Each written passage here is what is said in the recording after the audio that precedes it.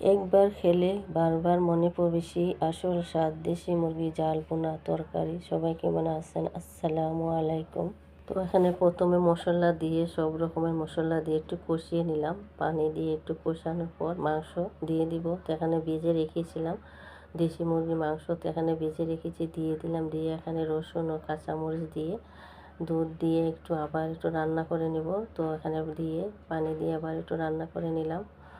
তো খুবই মজা হয়েছিল রান্না, পোলাওর সাথে খেতে খুব মজা হয়েছিল। দেশি মুরগি একবার খেলে বারবার মনে পড়বে সেই আসল স্বাদ দেশি মুরগি জাল ভুনা তরকারি। সবাই কেমন আছেন? আসসালামু আলাইকুম।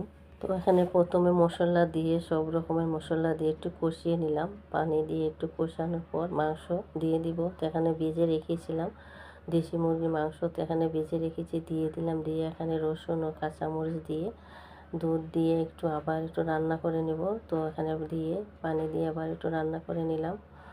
তো খুবই মজা হয়েছিল রান্না, পোলাওর সাথে খেতে খুব মজা হয়েছিল। দেশি